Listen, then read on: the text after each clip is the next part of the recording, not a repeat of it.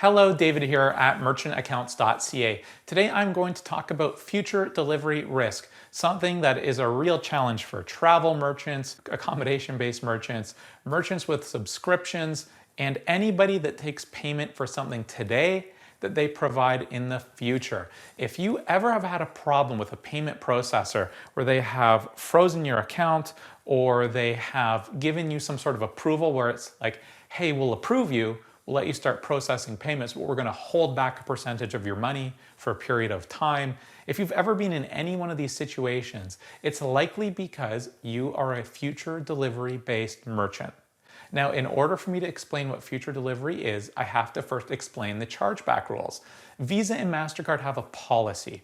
When you pay for something on your credit card, you're just guaranteed as a cardholder to get it. It's one of the core principal protections of credit card processing. Now, what happens if somebody pays for something on their credit card, but they don't get it for whatever reason? Well, they get their money back. Now, think about a large chain of hotels.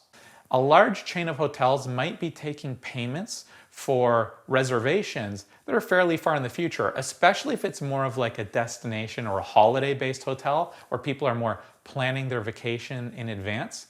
What would happen if that chain of hotels went out of business? Well, the cardholders who paid for their room to stay in aren't going to get to stay there. So they get their money back. That's the Visa MasterCard rule. Specifically, they issue a chargeback for the transaction. Now, the money has to go back to the cardholder, but the hotel's pockets are empty. They filed for bankruptcy. Where does it come from then? Well, a lot of businesses and merchants don't know this. It comes from the payment processor. This means the payment processor can be at quite significant risk. Think of a big hotel chain like, I don't know, Hilton or some other big name of hotels or Marriott or something. Now, if that chain of hotels went out of business, that's a lot of money for hotel rooms that are being processed for stays for guests that can't be accommodated. Well, that could represent millions or tens of millions, or maybe, in the case of maybe some airlines, hundreds of millions of dollars for services that are undelivered. Now, the payment processor can have tremendous losses because of this. So that is what future delivery risk is. It's the liability that is incurred by the payment processor when it takes a payment today for a service that's not going to be rendered until some point in the future. And it's not just travel. It could be subscriptions for newspapers or really for anything. And the longer or the further in advance or the further down the road that sale will take place, the higher the risk score goes. And that's why accommodation-based merchants in particular, like I'm thinking particularly vacation rentals, villa rentals, that type of thing, they have these really high risk scores because you could have a wonderful cottage on a picturesque lake, and you could have this returning set of guests that love your place, and you love them, and everything is wonderful. The problem is, like I'm from Canada in Ontario, there's not that many good weeks of weather a year. So if you have a cottage that you rent every summer, you don't want someone stealing your weeks. So you're probably going to say to the owner, hey, we want to come again next year. You're going to pay them really far in advance to hold your spot for that next summer, anticipating your vacation.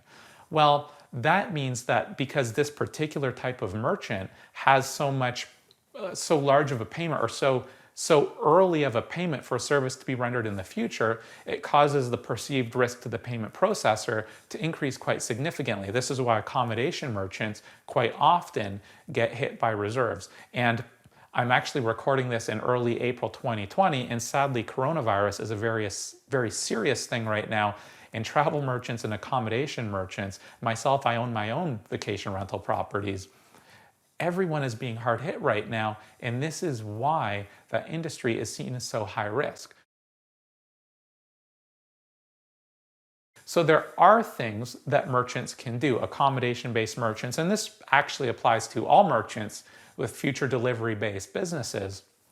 What you can do is talk to the payment processor about what makes you unique. I'll give you one example, and it's just so that you can extrapolate it and try to apply the concept to your own situation, if not the specific. But let's say that you owned 4 vacation rental townhouses in Florida, and they were all in the same complex. If any damage was to happen to one of those units, 3 other units in my example would still be available.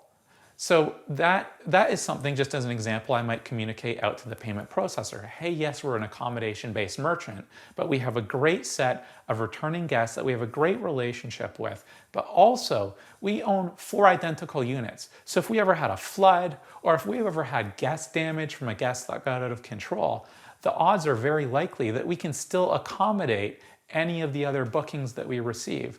What I'm really communicating is there may be intangibles, things that are unique to your business or your situation that the payment processor might not know about on their own.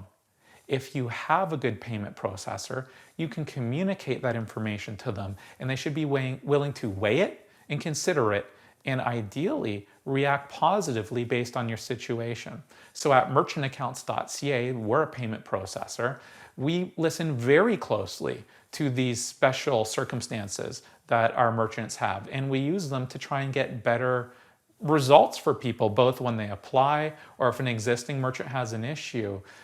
It's really important to understand, and not to go way off on a tangent here, but if you just work through paperwork and standard application forms, you won't get the best terms of approval possible. You won't have the best things happen to your business in some circumstances. So if you build a partnership with your payment processor, you put the effort into teaching them about your business, you can get a better result. And the second thing to keep in mind is if you have a future delivery-based business, remember that as you grow and as you become more established, the risk to the processor will go down.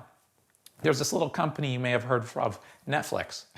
I always use Netflix as an example. Netflix is not going anywhere. First of all, Netflix actually does not have a lot of future delivery because their billing is monthly. But let's just say Netflix changed everyone to an annual billing model. That would cause the risk score to go up really by quite a lot. But it's Netflix. They can show the financials. They can show that they've been around. The same concept applies. You don't have to be Netflix. Any business that's stable, that's profitable, that's been around for a while and will continue to be around for a while should be rewarded. It's only where you represent a risk to the processor that you should have any sort of rolling reserve on your account. And if you do have a rolling reserve, the point that I'm making is you should work with them to reduce it over time. If your payment processor is not willing to work with you to reduce that over time, they are not a good processor. And ideally for a metric, you could probably ask for a review after 6 months. Unless something's pretty spectacular about your situation, generally a payment processor isn't going to do that much for you after 6 months, but they should be willing to listen. And after a year, you can submit your most recent year-end financials.